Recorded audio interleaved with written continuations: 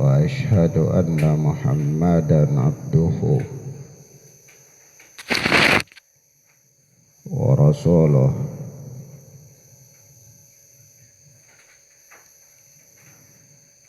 صلى الله عليه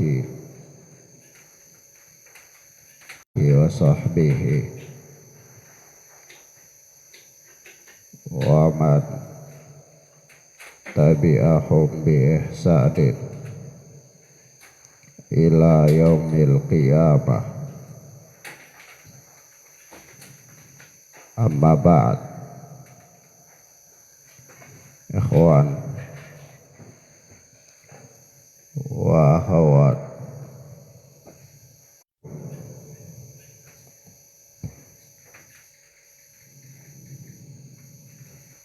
ya mudah-mudahan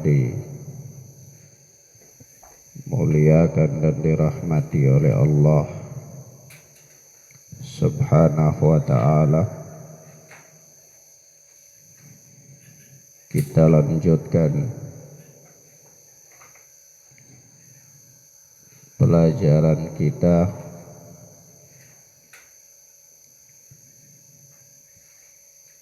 dengan kitab Bulughul Maram.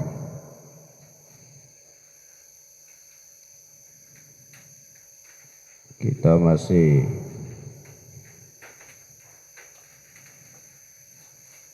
berada pada babu qitali ahlil baghi,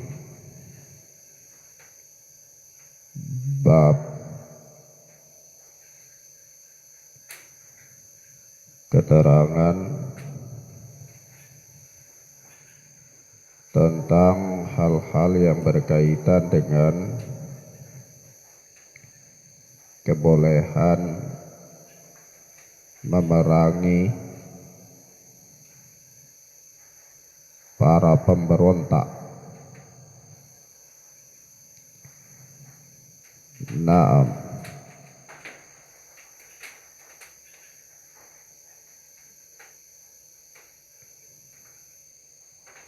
Kita sampai pada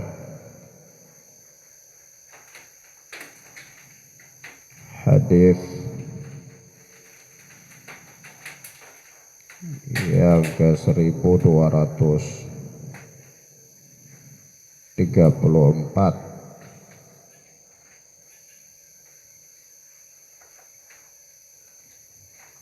yakni berkata Al-Hafidh Ibnu Hajar Asqalani rahimana wa rahimahullah,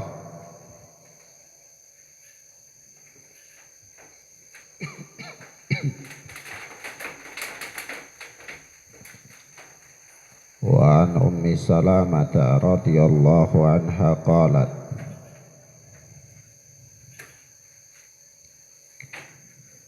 dan dari Ummu Salamah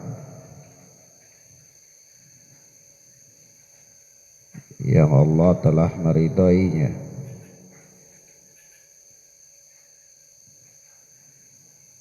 Ummu Salamah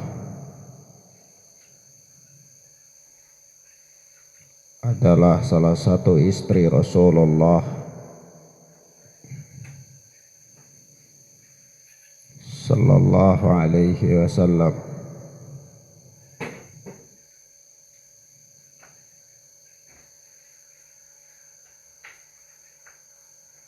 Dia berkata bahwa Rasulullah qala Rasulullah sallallahu alaihi wasallam, Rasulullah sallallahu alaihi wasallam bersabda,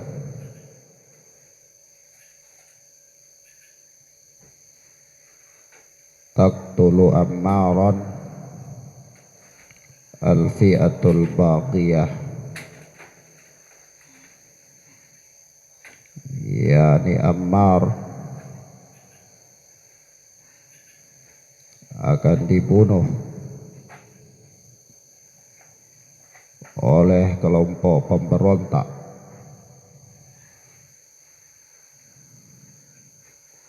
Naam,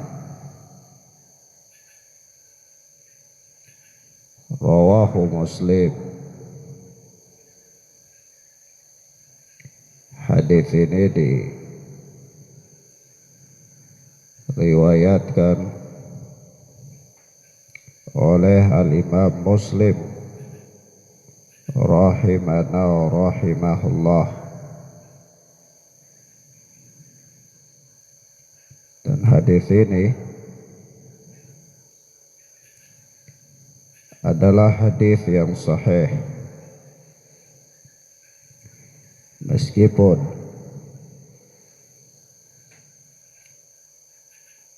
ada pembicaraan di antara sekian para ulama tentang derajat kesahihannya.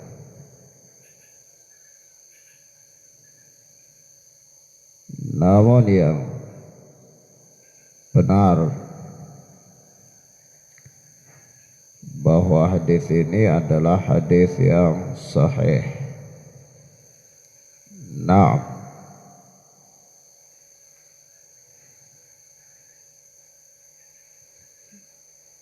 Maka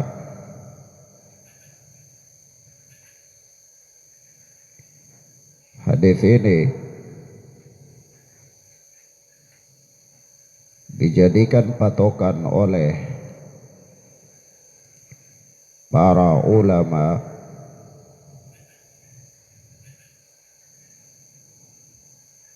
dalam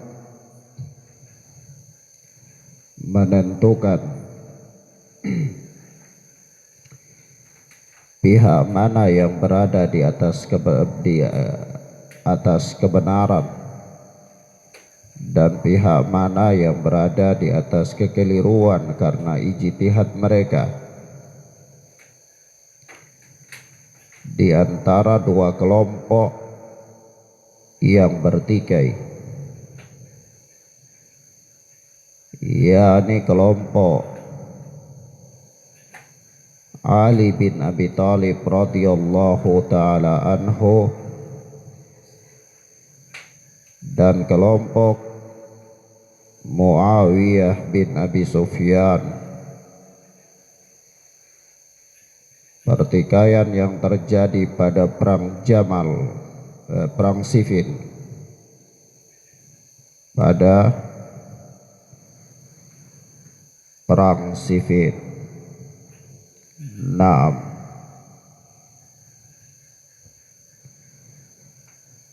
Maka ikhwan wa akhwat,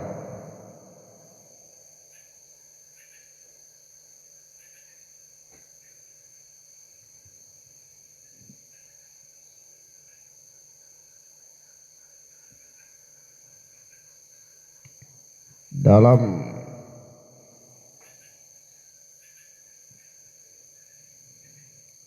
persoalan ini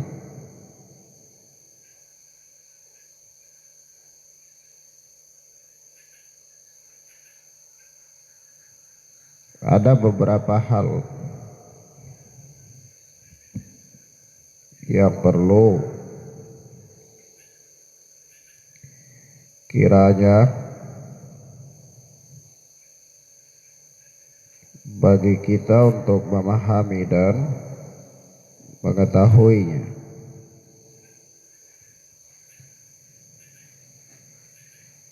Di antaranya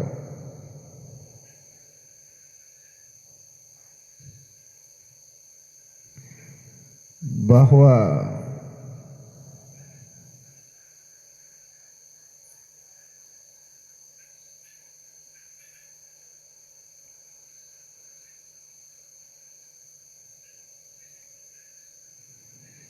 ketika kaum Khawarij membunuh Khalifah Utsman bin Affan,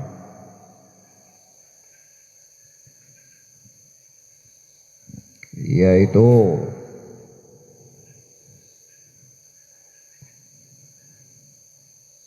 kelompok yang berada di bawah kontrol dan kendalinya seorang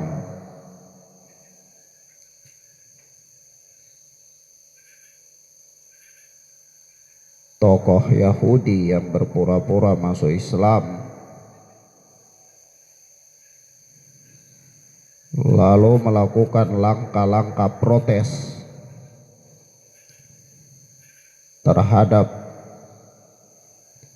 kebijakan-kebijakan yang diambil oleh sang khalifah Utsman bin Affan dalam mengelola pemerintahannya. Aksi-aksi protes mereka itu didasarkan atas nama revolusi politik. Jadi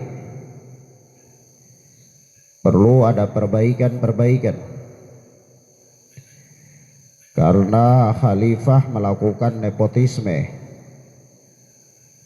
dan seterusnya dari tuduhan-tuduhan mereka, sehingga mereka masuk membuat kekacauan di kota Madinah dengan memanfaatkan musim haji. Terjadilah aksi demonstrasi yang pertama kali dalam sejarah Islam.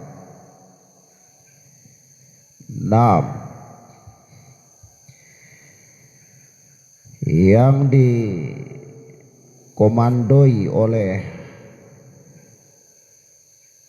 Abdullah bin Saba, tokoh Yahudi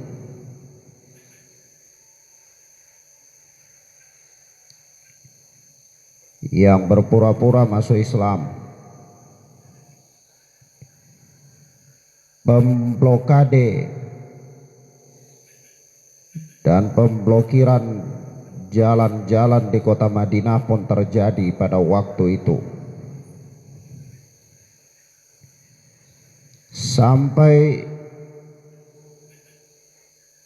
kota Madinah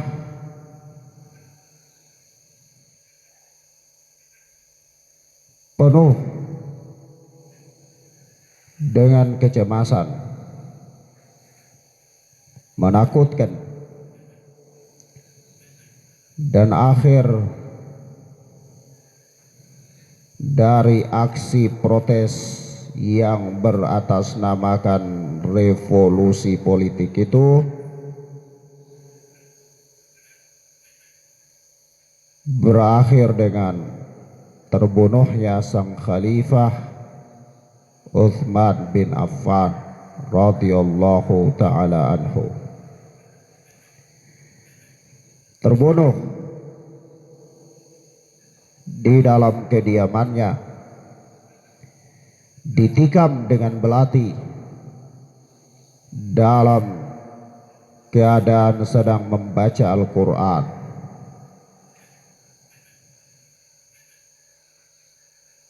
Begitu terbunuh,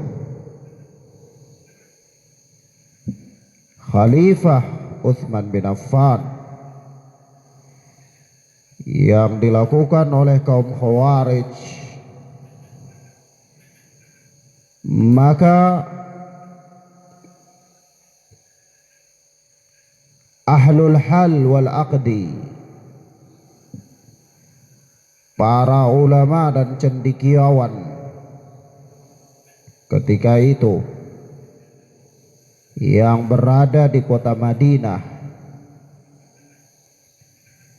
dan lainnya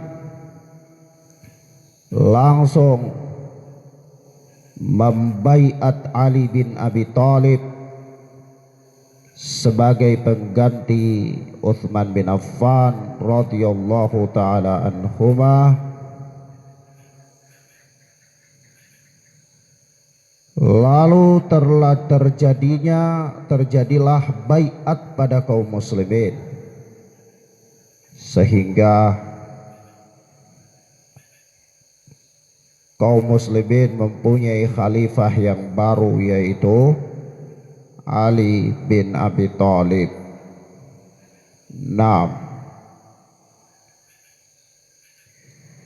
Sementara waktu itu Muawiyah bin Abi Sufyan radhiyallahu taala anhum, semoga yang Allah telah meridai beliau dan bapaknya dan ibunya, nah mereka semua sahabat Nabi sallallahu alaihi wasallam, masih menjadi atau menjabat sebagai gubernur,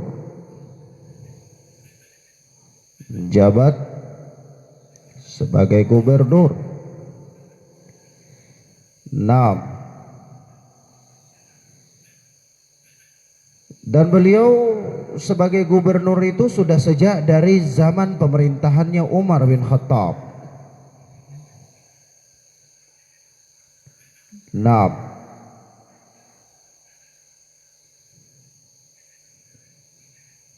Sehingga ketika mereka waktu itu berada di kota Kufa, karena beliau adalah gubernur di Kufa, mendengar tentang kematian Utsman bin Affan dan pembaiatan dilakukan kepada Ali bin Abi Thalib, maka mereka pun bersama dengan orang-orang yang berada pada kelompok beliau menolak untuk bergabung dengan Ali bin Abi Thalib.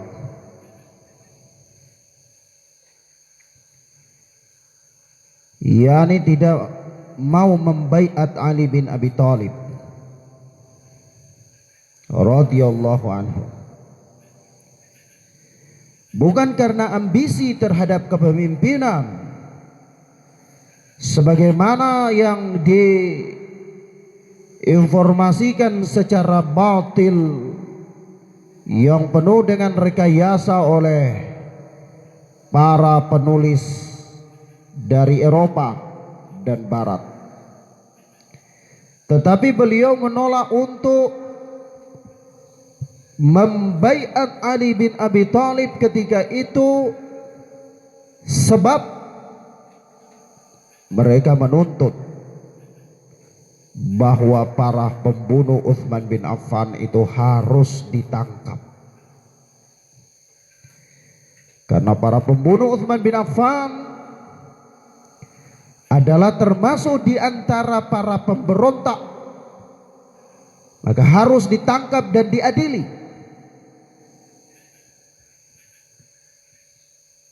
Lalu Ali bin Abi Thalib radhiyallahu taala anhu sendiri ketika itu belum bisa segera menangkap mereka, sebab pandai dan pintarnya para Khawarij ini berkamuflase dan menyusup sehingga mereka sulit untuk dipegang, yaitu mereka bergabung dengan kelompok Ali bin Abi Thalib. Mereka berada dalam kelompok Ali bin Abi Thalib, sementara kaum muslimin berada di ambang fitnah besar. Kalau Ali bin Abi Thalib menangkap mereka dan mengeksekusi mereka, maka bisa jadi akan terbuka pintu fitnah akan semakin besar. Kondisi belum kondusif. Itulah yang menyebabkan sang khalifah belum bisa segera untuk menindaklanjuti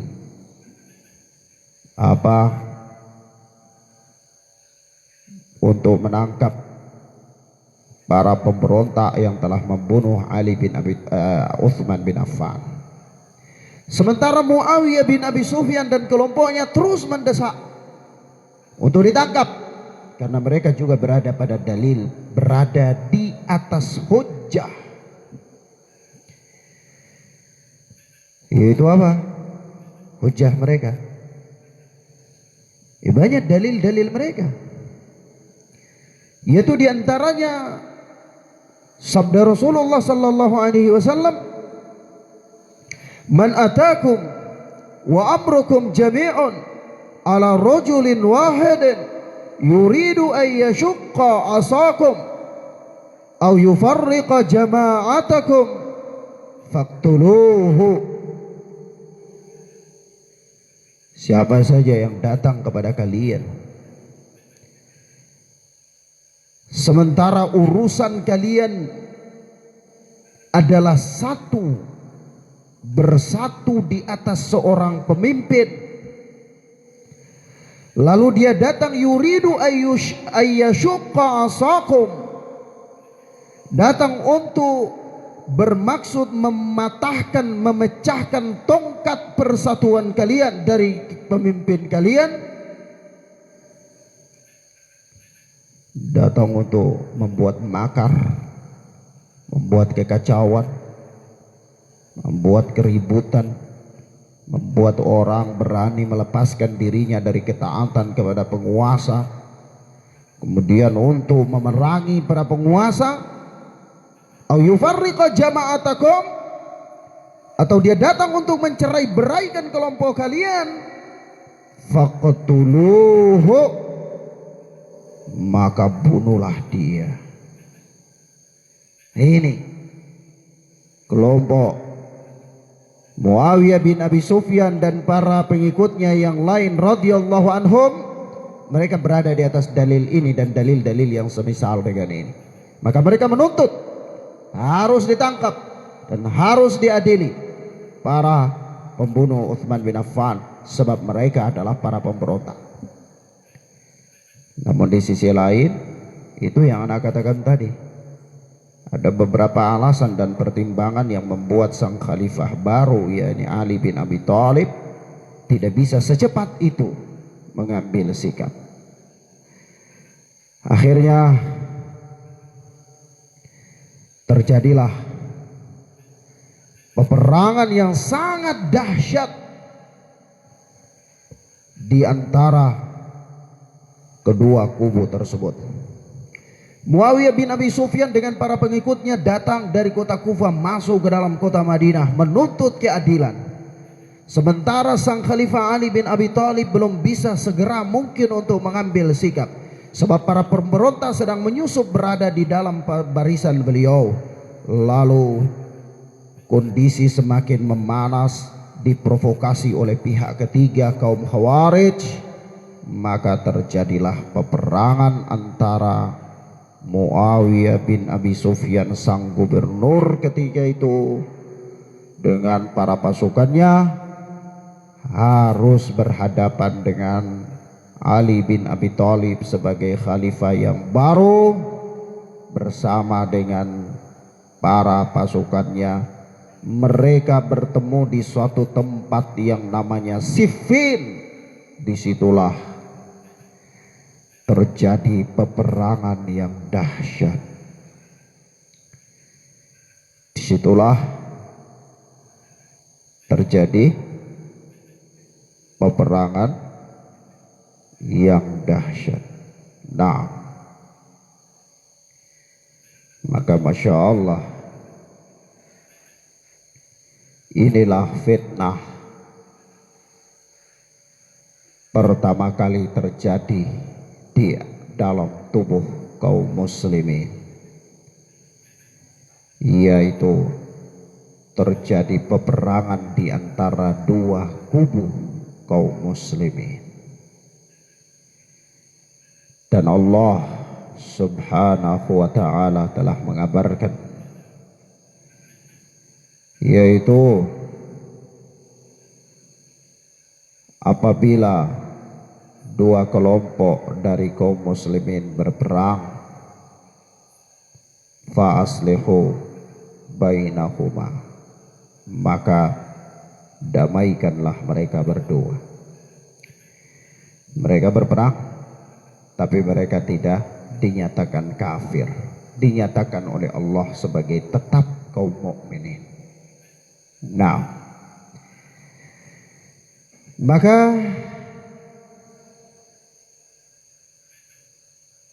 terkait dengan kondisi fitnah pada perang Siffin ini, ketika itu manusia terbagi menjadi 3 kelompok. Kelompok yang pertama adalah kelompok yang berada di barisan Ali bin Abi Thalib. Di antaranya adalah sahabat yang bernama Ammar. Kelompok yang kedua adalah kelompok yang berada di barisannya Muawiyah bin Abi Sufyan. Dan nanti di sana ada Ummul Mukminin Aisyah radhiyallahu taala anha.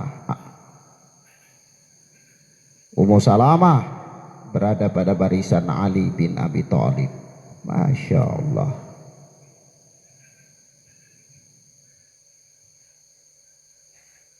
Kelompok yang ketiga adalah orang-orang yang menjauh dan berpisah dari kedua kubu tersebut, karena mereka berpikir sudah terjadi fitnah, maka dari ketika terjadi fitnah seperti ini lebih baik menyendiri atau menjauh dari fitnah, sehingga mereka tidak terlibat dalam peperangan, tidak berada pada pihak Ali bin Abi Thalib dan tidak pula berada pada pihak Muawiyah bin Abi Sufyan. Nah, adapun dalam menyikapi mereka,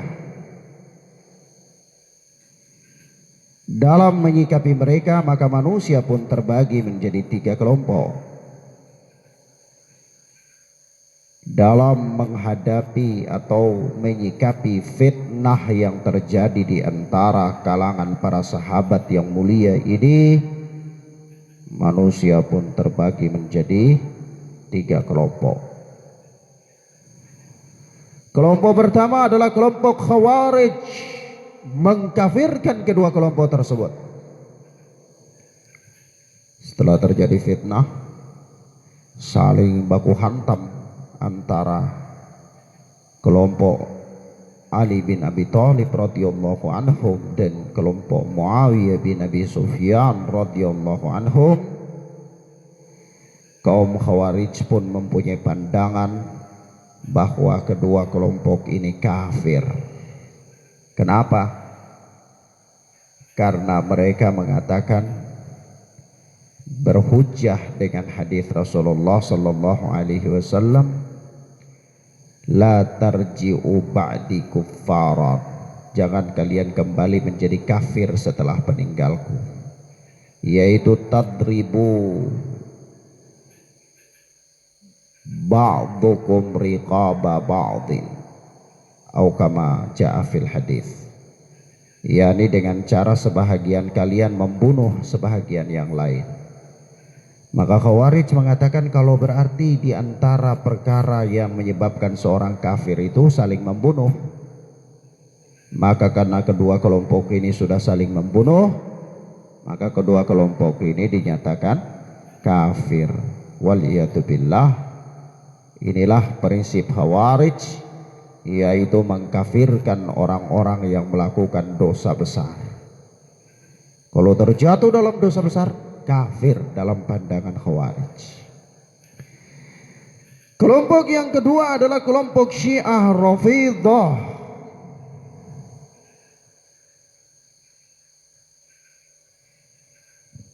Yaitu yang mempunyai pandangan bahwa orang-orang yang memerangi Ali bin Abi Thalib adalah kafir.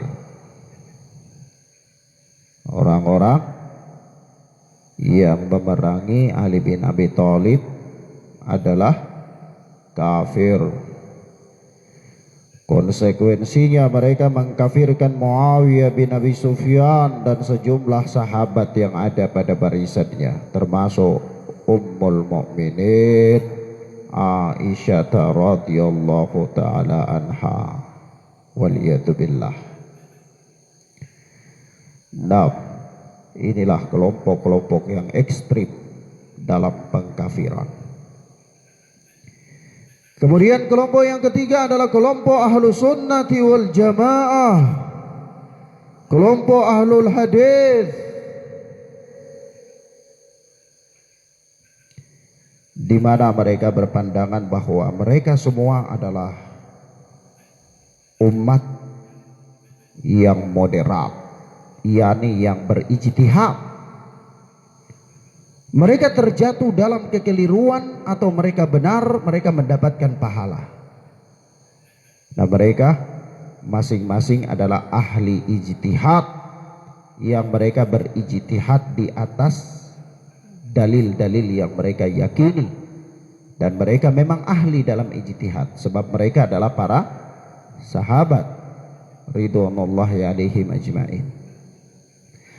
Lalu kaidah mengatakan bahwa orang yang ahli ijtihad, kalau dia berijtihad, dia benar, dia dapat 2 pahala. Kalau dia salah, dia keliru dalam ijtihadnya, maka dia mendapatkan 1 pahala. Jadi dua-duanya mendapatkan pahala. Kenapa? Karena mereka tidak ingin berperang, ya, tetapi mereka masing-masing berijtihad di atas dalil-dalil yang mereka yakini. Kalaupun terjadi peperangan di antara mereka ketika itu di lapangan, adalah memang ulah dari terjadinya provokasi sehingga peperangan itu tidak lagi dapat dihindari. Nah, toib.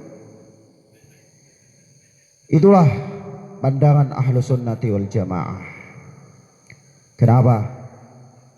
Karena ahlu sunnati wal jamaah, ahlul hadis, mereka berpegang teguh dengan sabda Rasulullah, la tasubbu ashabi, jangan kalian mencerca para sahabatku.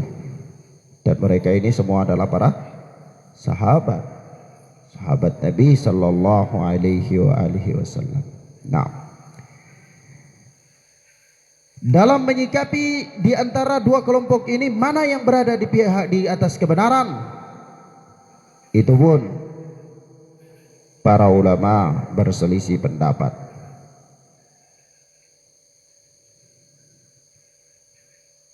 Bukan para ulama sih, artinya manusia pun berselisih pendapat di sini. Yang pertama mengatakan bahwa Ali bin Abi Thalib berada pada pihak kebenaran. Yang kedua mengatakan mereka semuanya benar. Yang ketiga mengatakan bahwa pihak yang benar itu hanya satu saja, tidak mungkin dua-duanya. Tetapi dalam menentukan mana yang benar, itulah yang mereka diam. Ya, ini tidak diketahui mana yang benar. Tapi di antara mereka pasti ada salah satu yang benar. Iya. Nah, pendapat yang berikut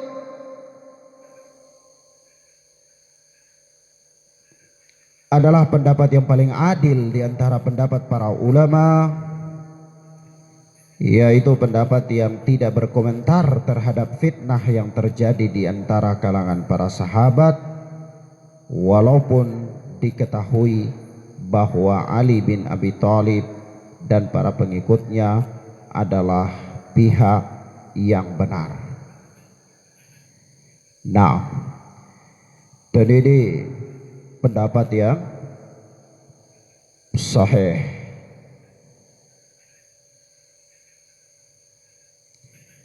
Nah,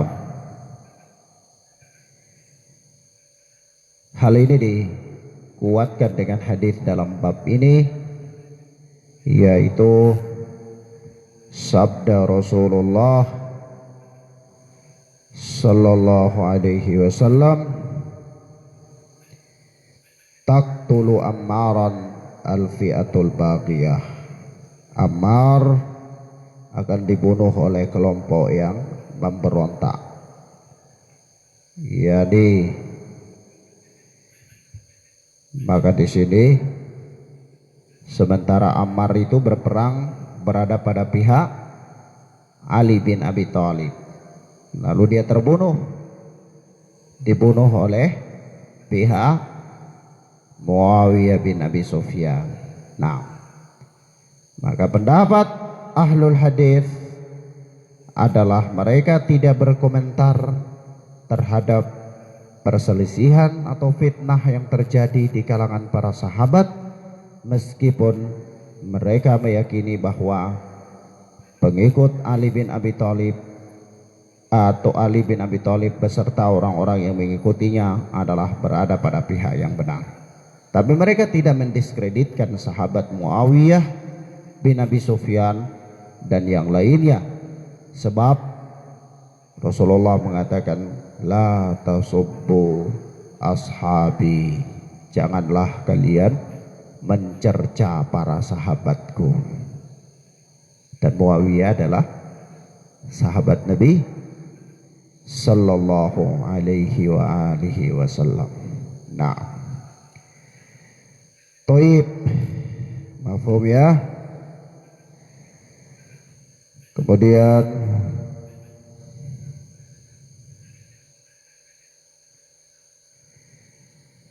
selanjutnya berkata Al-Hafidh Ibnu Hajar Asqalani rahimana wa rahimahullah,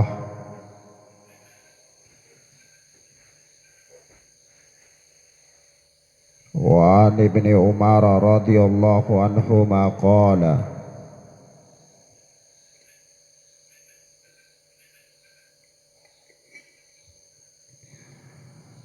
dan dari Ibnu Umar yang Allah telah meridhai beliau dan bapaknya,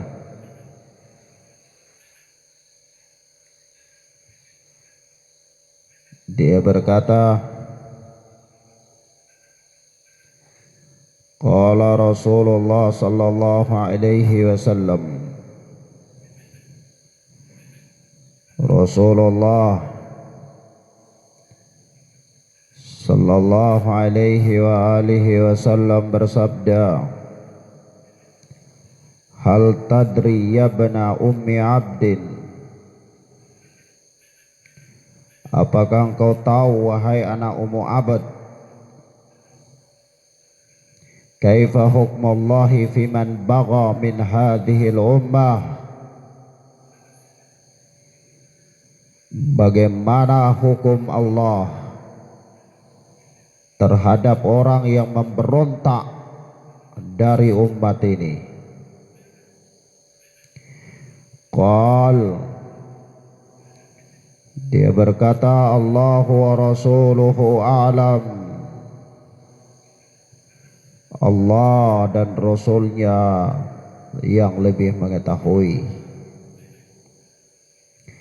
Qal, maka Nabi sallallahu alaihi wasallam bersabda,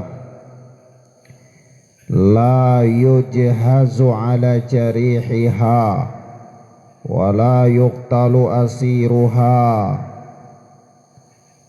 hukuman bagi para pemberontak itu orang-orang yang luka dari mereka dan tawanan-tawanan mereka jangan dibunuh, jangan dibunuh. Wala yutlabu haribuha, dan orang yang lari dari medan perang di antara mereka maka jangan dikejar, jangan dikejar. Kalau dia sudah lari ya sudah, biarkan saja dia. Wala yuksamu fai'uha, dan tidak boleh dibagi harta rampasan perangnya. Harta fa'inya itu tidak boleh dibagi. Rawahul Bazzar wal Hakim wa sahhahahu. Kata Al-Hafidh, hadis ini diriwayatkan oleh Al-Imam Al-Bazzar dan Al-Imam Al-Hakim, dan disahihkan oleh Al-Imam Al-Hakim. Fawahima Wa inna fi isnadihi Kautsar bin Hakim wa huwa matrukun. Namun kata Al-Hafidz, namun wahima, ya ini dia keliru. Al-Hakim ini keliru. Sebab di dalam sanad hadis ini ada rawi yang bernama Kautsar bin Hakim. Ada Kautsar bin Hakim, di mana dia ini apa? Matruk, rawi yang ditinggalkan hadisnya, matruk. Nah, dan hadis ini dhaifun jiddan. Hadis ini sangat dhaif. Sangat dhaif. Sehingga tidak bisa kita sandarkan kepada Rasulullah sallallahu alaihi wasallam. Selanjutnya berkata Al-Hafidz Ibnu Hajar Asqalani rahimahullah, wa sahha an Ali radhiyallahu anhu min turuqin nahwuhu, dan telah sahih dari Ali bin Abi Thalib dari jalur-jalur, yakni riwayat seperti ini juga, mauqufan, yaitu secara mauquf, yakni merupakan pendapat dan fatwanya Ali bin Abi Thalib. Akhrajahu Ibnu Abi Syaibah wal Hakim, dan asar dari Ali bin Abi Thalib ini dikeluarkan oleh Ibnu Abi Syaibah dan Imam Al-Hakim rahimahumallah. Nah, dan asarnya Ali bin Abi Thalib ini sahih mauquf, yakni merupakan fatwanya Ali bin Abi Thalib. Dan dengan inilah para ulama menetapkan hukum bagi para pemberontak, yaitu apa? Para pemberontak itu kalau mereka diperangi, maka orang-orang yang luka di antara mereka tidak boleh dibunuh. Para tawanan mereka tidak boleh dibunuh dan tidak boleh dijadikan budak, karena mereka tetap muslim, bukan orang kafir. Begitu pula kalau yang lari dari mereka jangan dikejar, dan harta mereka tidak boleh dijadikan sebagai harta rampasan perang. Kenapa? Ya karena bagaimana bisa harta kaum muslimin diambil sebagai harta rampasan perang? Walaupun mereka pemberontak, tapi mereka tidak kafir. Mereka tetap muslim. Tetap apa? Muslim yang fajir, melakukan maksiat, yaitu pemberontakan kepada penguasa. Pemberontakan kepada penguasa tidak menyebabkan kekafiran. Tidak menyebabkan apa? Kekafiran. Sebagaimana Allah Subhanahu wa taala mengatakan, wa in ta'ifatani minal mu'minina iqtatalu fa aslihu bainahuma. Apabila ada dua kelompok dari kaum muslimin mereka berperang, maka damaikanlah mereka. Dua-duanya perang. Dua-duanya perang. Tapi Allah menamakan mereka dengan orang muslim, mukmin. Ya, tidak kafir. Ya. Nah, maka tidak boleh harta mereka dijadikan harta rampasan perang. Tidak boleh. Karena mereka bukan orang kafir. Dan juga tawanan-tawanan mereka tidak boleh dijadikan budak. Nah, bagaimana istri-istri kaum muslimin, anak-anak kaum muslimin dijadikan sebagai budak? Ya, tidak boleh. Ya, nah, begitu. Mafhum ya? Taib. Dan itulah hukum atau aturan-aturan dalam memerangi orang-orang yang memberontak. Selanjutnya berkata Al-Hafidz Ibnu Hajar Asqalani rahimana wa rahimahullah, Wan Arfajah bin Syuraih radhiyallahu anhu, dan dari Afrajah ibnu Syuraih yang Allah telah meridainya, dia berkata, sami'tu Rasulullah sallallahu alaihi wasallam yaqul, aku telah mendengar Rasulullah sallallahu alaihi wasallam bersabda, man atakum, barang siapa yang datang kepada kalian, wa amrukum jami'un, sementara ketika itu kalian berada dalam keadaan satu kesatuan, urusan kalian itu bersatu. Lalu yuridu ayufarriqa jama'atakum, dia hendak untuk memecah belah persatuan kalian, yakni persatuan kaum muslimin di atas penguasa. Dia ingin membuat makar, ingin memberontak, maka faqtuluhu, perangilah dia, bunuhlah dia. Karena sesungguhnya orang ini adalah para pemberontak yang datang dengan membawa sejumlah kejelekan. Membunuh dia adalah dalam rangka mencegah kerusakan-kerusakan yang ditimbulkan olehnya, bukan karena dia kafir. Ya. Nah, hadis ini kata Al-Hafidz akhrajahu Muslim,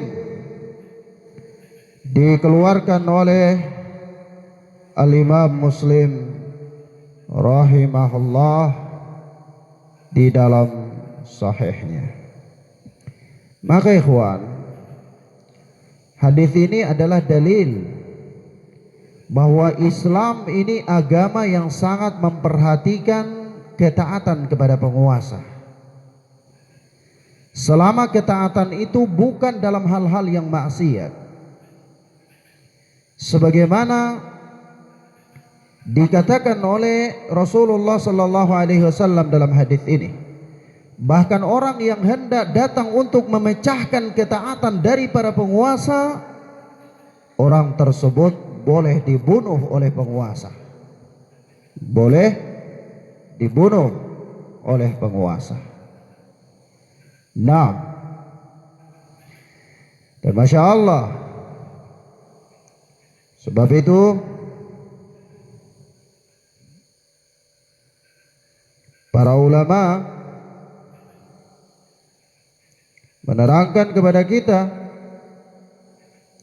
tentang kewajiban menaati penguasa, kewajiban menaati penguasa.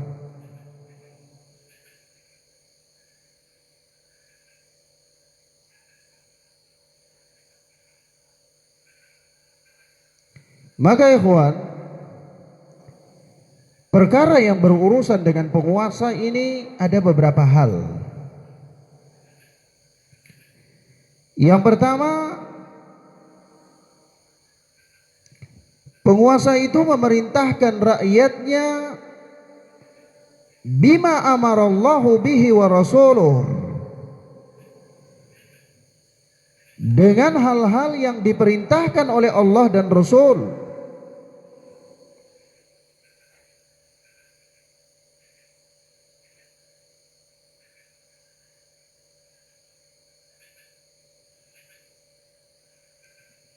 Maka dalam hal ini yajibu ta'atuhum, wajib menaati mereka, wajib untuk menaati mereka. Diperintahkan mereka misalnya seperti hal-hal yang diperintahkan oleh Allah dan Rasul. Misalnya diperintahkan mereka untuk melakukan sholat, membayar zakat, dia perintahkan mereka untuk melakukan hal-hal yang ma'ruf dan melarang mereka dari hal-hal yang mungkar. Maka dalam hal ini maklum wajib untuk menaati mereka. Kenapa? karena mereka memerintahkan kepada manusia atau kepada rakyatnya dengan apa-apa yang diperintahkan oleh Allah dan Rasul.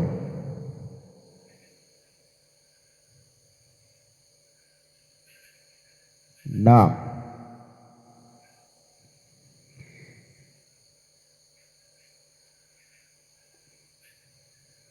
yang kedua, kalau para penguasa itu memerintahkan bimanahallahu anhu wa rasuluh, memerintahkan rakyatnya kepada hal-hal yang dilarang oleh Allah dan Rasul. Penguasa perintahkan rakyatnya kepada hal-hal yang dilarang oleh Allah dan Rasul. Perintahkan mereka untuk jual bir misalnya, atau jual khamar, atau perintahkan mereka untuk melegalkan perjudian, atau melakukan pelanggaran-pelanggaran terhadap syariah. Maka dalam hal ini kata Syekh Ibnu Utsaimin rahimahullah di dalam syarah mukhtasar ala Bulughil Maram, syarah ringkas terhadap Bulughul Maram, kata Syekh Ibnu Utsaimin, fahuna ta'atuhum muharramah. Ke dalam hal ini taat mereka itu perkara yang diharamkan. Itu diharamkan taat kepada mereka. Haram untuk menaati mereka. Kalau mereka memerintahkan bimanahallahu anhu rasuluh, mereka memerintahkan kepada hal-hal yang dilarang oleh Allah dan Rasul, maka menaatinya adalah haram. Dalam artian tidak boleh taat di sini. Tidak boleh taat di sini. Kenapa? Karena telah datang hadis dalam riwayat Imam Ahmad dalam musnadnya, Rasulullah bersabda, la ta'ata li makhluqin fi ma'siyatil khaliq. Tidak ada ketaatan kepada makhluk dalam rangka bermaksiat kepada Allah.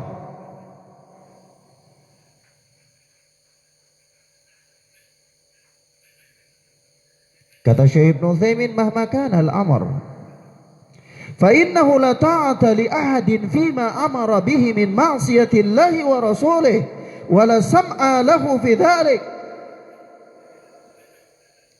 Bagaimanapun perintahnya, sesungguhnya tidak boleh bagi seorang pun, atau tidak ada ketaatan kepada seorang pun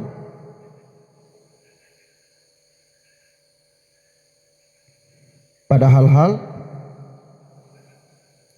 yang dia perintahkan yang terdapat padanya kemaksiatan kepada Allah dan Rasul. Seorang dia memerintahkan manusia kepada hal-hal yang di dalamnya ada unsur kemaksiatan kepada Allah dan Rasul, maka la ta'ata li ahadin fima amara bih min ma'siyatillahi wa rasulih. Tidak ada ketaatan kepada seorang pun pada apa-apa hal-hal yang amara bih, yang dia perintahkan kepadanya, min ma'siyatillahi wa rasulih, yang mana perkara itu merupakan kemaksiatan kepada Allah dan Rasul. Nah,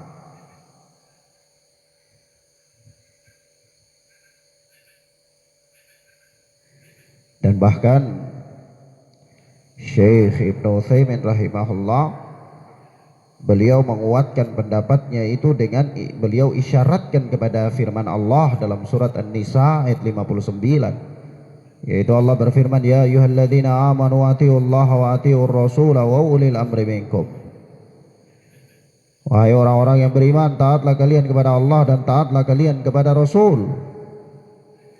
Maka di sini ketaatan kepada Allah disuruh taat, ketaatan kepada Rasul disuruh taat. Artinya ketaatan kepada Allah dan Rasul itu mutlak. Adapun kepada Rasul itu tidak dikatakan wa atiu ulil amri minkum, tetapi dikatakan wa ulil amri minkum, hanya diatofkan saja, disambungkan saja, disandarkan saja, dan kepada ulil amri kalian, kepada pemimpin kalian. Artinya apa? Artinya ketaatan kepada pemimpin kalian itu harus dalam rangka mengikuti ketaatan kepada Allah dan Rasul. Bila mana ketaatan kepada pemimpin kalian itu di dalamnya ada kemaksiatan kepada Allah dan Rasul, maka di situ tidak ada ketaatan. Nah, begitu maksudnya ya. Toib. Nah,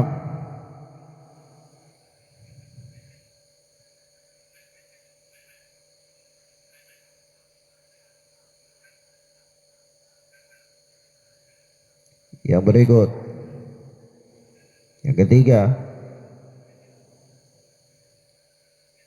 kondisi yang ketiga adalah taat kepada ulil amri dalam hal-hal yang tidak diperintahkan oleh Allah dan Rasul, dan juga tidak dilarang oleh Allah dan Rasul. Ya, ini misalnya apa? Penguasa perintahkan kita pakai helm. Ini Allah dan Rasul sudah perintahkan pakai helm dalam berkendaraan. Tapi Allah dan Rasul juga tidak melarang menggunakan helm dalam berkendaraan. Maka kondisinya ini bagaimana? Karena kondisi ini ada kemaslahatan kepada manusia. Perintah ulil amri di sini tidak bertentangan dengan perintah Allah dan juga tidak melanggar larangan Allah. Justru ada padanya kemaslahatan kepada manusia. Maka dalam hal tersebut, apa yang harus dilakukan oleh rakyat? Yaitu fahada tajibu ta'atuhum fih. Kata Syekh Ibnu Utsaimin, yang demikian ini wajib untuk menaati mereka padanya. Jadi wajib untuk menaati mereka pada perkara yang seperti ini, yaitu yang mereka perintahkan manusia kepada apa-apa yang Allah dan Rasul memang tidak perintahkan, tapi Allah dan Rasul juga tidak melarang. Maka sikap rakyat adalah taat kepada mereka. Misalnya Allah dan Rasul tidak melarang kita menaati lampu merah di jalan, rambu-rambu lalu lintas. Tapi Allah dan Rasul juga tidak melarang kita dari mengikuti peraturan rambu-rambu lalu lintas. Dan ternyata dalam hal ini ada kemaslahatan yang besar untuk kita. Maka bagaimana sikap kita? Wajib taat. Wajib taat. Nah, mafhum ya? Demikian. Wallahu a'lam bis-shawab.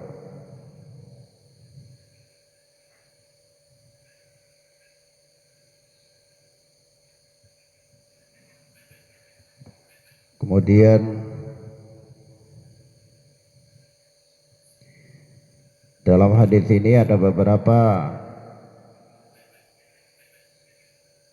hadis-hadis yang datang semakna dengan ini, yaitu diantaranya sabda Rasulullah Sallallahu alaihi wasallam yang terdapat di dalam Sahihain dari hadis Ibnu Abbas, yakni Rasulullah bersabda, man kariha min amirihi syai'an falyasbir fa innahu man kharaja minas sultani shibran mata mitatan jahiliyah.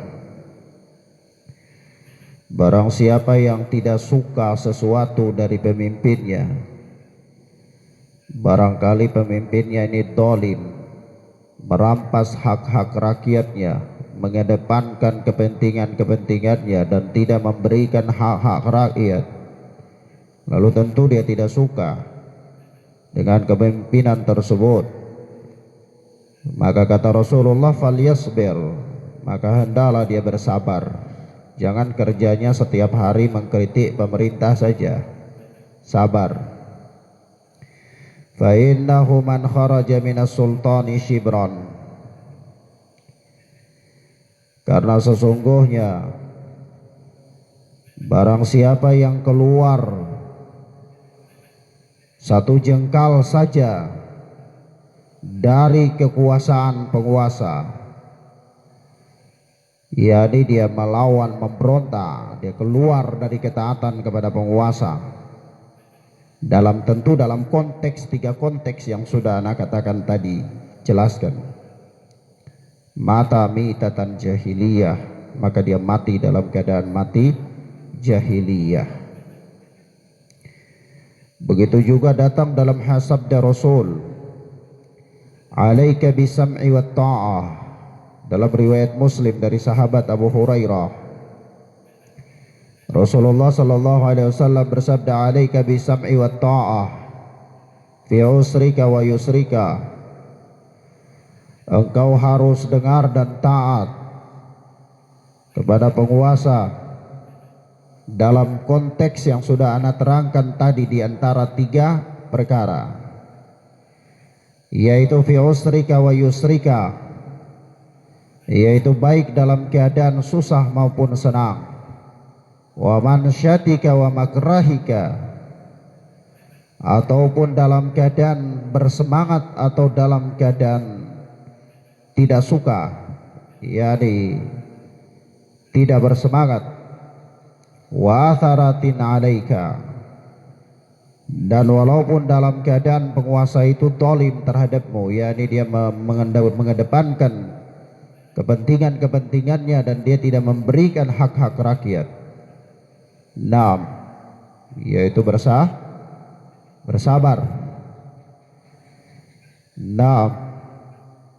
Maka Masya Allah. Dan dalil-dalil yang semacam dengan ini banyak sekali dipegang oleh Ahlus Sunnati wal Jamaah, yakni ashabul hadis, para salafiyun yang berdiri kokoh di atas Al-Quran dan Sunnah.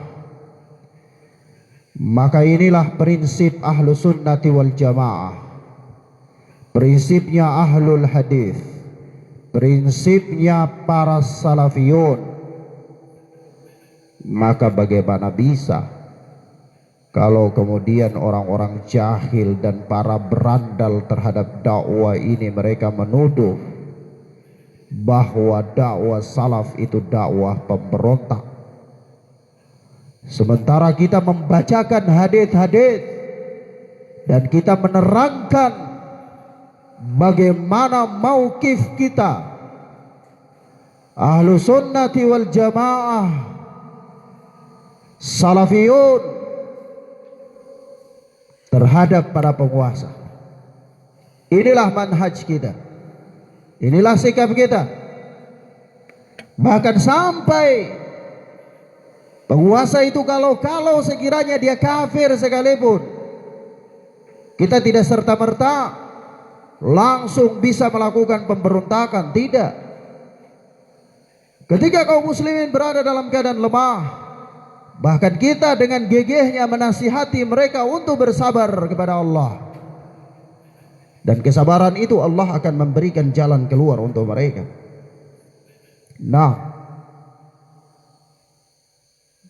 Apalagi kalau hanya sekedar penguasa itu dia zalim dan kita memang dalam keadaan tidak mampu. Maka Masya Allah, hanya orang-orang dungu saja yang menipu diri mereka sendiri dan menipu kaum muslimin dalam rangka menjauhkan kaum muslimin dari dakwatul haq, dari dakwah salafiyun, dakwah yang hak, bukan dakwah kelompok-kelompok sempalan, para hizbiyun, para harakiyun, para tablighiyun, dan iun-iun yang lainnya. Dakwah kita mempunyai prinsip, dan prinsip Ahlus Sunnati wal Jamaah jauh dari prinsip-prinsip teror. Tidak ada dalam pandangan Ahlus Sunnati wal Jamaah, karena mereka sangat yakin dan mengerti hadis Rasulullah yang diriwayatkan oleh Imam Bukhari dari sahabat Anas bin Malik, Abu Dzar, dan yang lainnya, bahwa Rasulullah mengatakan isma'u wa ati'u wa in istamala alaikum abdun habasyi. Dengar dan taatlah kalian kepada penguasa, dalam tanda kutip yang sudah ana terangkan dalam 3 hal tadi. Wa in istamala alaikum abdun habasyun, meskipun yang memerintahkan kalian itu, yang mengurus urusan kalian itu adalah seorang budak dari Habasyah, seorang budak dari Habasyah. Nah, dan hadis-hadis yang semakna dengan ini banyak sekali. Di antaranya juga ada satu hadis dalam Sahihain dari sahabat Ubadah bin Samit. Dia berkata, bayana Rasulullah sallallahu alaihi wasallam ala sam'i wa ta'ah fil usri wal yusri wal mansyati wal makrah wa ala atharatin alaina wa ala an la nunazi al amra ahlah illa an taraw kufran bawahan indakum fihi min Allahi burhan.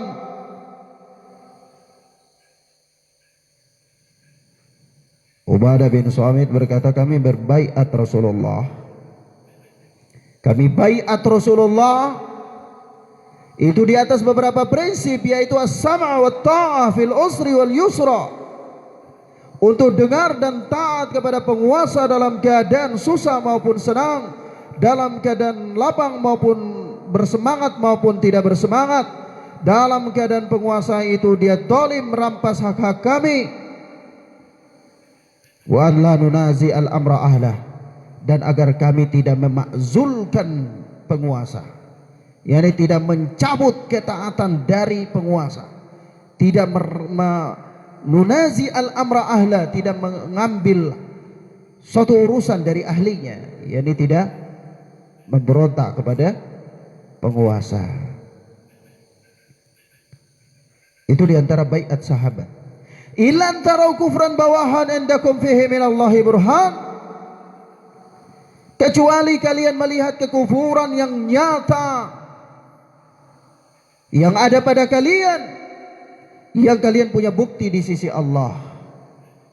Wa la an naqula bil haqqi aina ma kunna la nakhafu fillah laumata laim. Dan kami membaiat Rasulullah supaya kami berkata dengan ucapan yang hak, aina ma kunna, dimanapun kita berada, dan la nakhafu billahi laumata laim, dan agar jangan kita takut di jalan Allah laumata laim, terhadap cercaan para pencerca, cercaan orang yang mencerca. Ya Allah, ya, jelas sekali prinsip ahlu sunnah ketika baiat kepada Rasulullah. Dan inilah manhaj kami, inilah manhaj kami yang berbeda dengan manhaj para harakiyun, para hizbiyun yang suka memanas-manasi rakyat, suka memprovokasi rakyat untuk mencabut ketaatan dari penguasa. Nah, maka Masya Allah, bahkan Al-Imam An-Nawawi rahimahullah menerangkan hadis ini dalam syarah Sahih Muslim.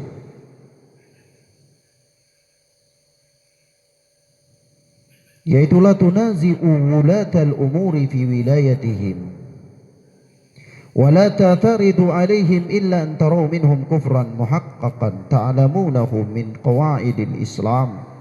فإذا رأيتم ذلك فأنكروه عليهم وقولوا بالحق حيثما كنتم وأما الخروج عليهم وقتالهم فحرام بإجماع المسلمين.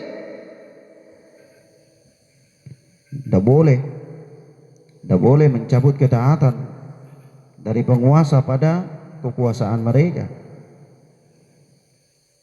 dan tidak boleh memberontak kepada mereka, kecuali kalau kalian melihat kekufuran yang jelas diyakini, yang kalian ketahui dari kaidah-kaidah Islam. Dan apabila kalian melihat hal tersebut, maka ingkarilah kemungkaran itu dan berucaplah dengan benar bagaimanapun, haitsuma kuntum, dimanapun kalian berada. Wa ammal khuruj, adapun khuruj, keluar, alaihim, keluar dari ketaatan terhadap mereka, wa qitaluhum, dan memerangi mereka, faharamun bi ijma'il muslimin, haram dengan kesepakatan kaum muslimin, kata Imam Nawawi rahimahullah. Wa in kanu fasaqah zalimin, meskipun mereka itu adalah orang-orang fasik yang zalim. Dia muslim, dia penguasa, dia fasik, dia zalim, tidak apa-apa. Kedoliman dia urusan dia dengan Allah, kefasikan dia urusan dia dengan Allah. Tapi kewajibanmu menaati dia dalam hal-hal yang ma'ruf dan dalam hal-hal yang tidak dilarang oleh Allah dan Rasul, dalam 3 hal yang telah kita jelaskan tadi. Nah, insyaallah ya. Bahkan Imam Nawawi mengatakan, wa ajma'a ahlu sunnah annahu la yan'azil as-sultan bi fisq. Ahlu sunnah telah bersepakat bahwa penguasa tidak boleh dimakzulkan karena sebab kefasikannya. Insyaallah ya. Apalagi sekarang ini muncul para dai yang memanfaatkan amarah dan emosinya masyarakat, lalu membakar masyarakat untuk menentang penguasa, mau mencopot, mau memakzulkan penguasa. Emangnya engkau siapa? Hanya ingin mendapatkan popularitas. Masya Allah. Maka di sini perhatikan ucapan Imam Nawawi, wa ajma'a ahlu sunnah an lahu la yan'azil as-sultan bi fisq. Ahlu sunnah telah bersepakat bahwa penguasa tidak dimakzulkan hanya sebab karena kefasikan dia. Tidak boleh. Naam. Maka ini dakwah kita, ini manhaj kita, jauh dari teror,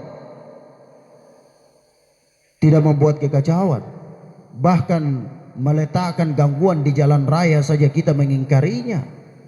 Lah bagaimana mengganggu ketertiban umum dan bagaimana mengganggu hal-hal yang lainnya yang jauh lebih besar. Kita sangat tahu bahwa imatatul adha anit tariq, menghilangkan gangguan dari jalan, itu adalah iman. Lalu bagaimana dakwah kita bisa dituduh dengan dakwah yang ekstrem, dakwah teror, dakwah radikal, batil, fitnah, kezaliman yang diarahkan kepada dakwah ahlu sunnati wal jamaah dalam rangka menjauhkan umat dari dakwatul haq.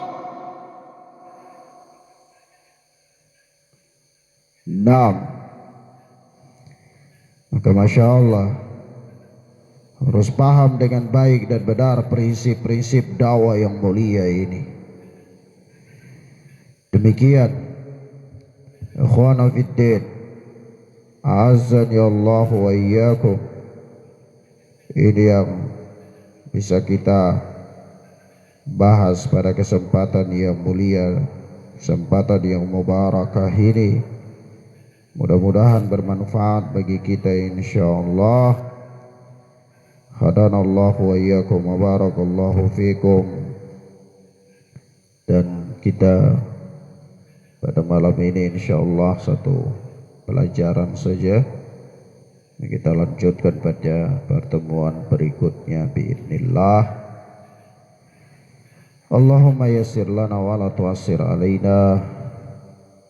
Allahumma barik lana fima a'tait. Allahumma inna nas'aluka al-huda wat tuqa wal 'afafa wal ghina. Allahumma inna nas'aluka rizqan thayyiba wa ilman nafi'a wa amalan mutaqabbala. Subhanakallahumma bihamdika asyhadu an la ilaha illa anta astaghfiruka wa atubu ilaik. Wassalamualaikum warahmatullahi wabarakatuh.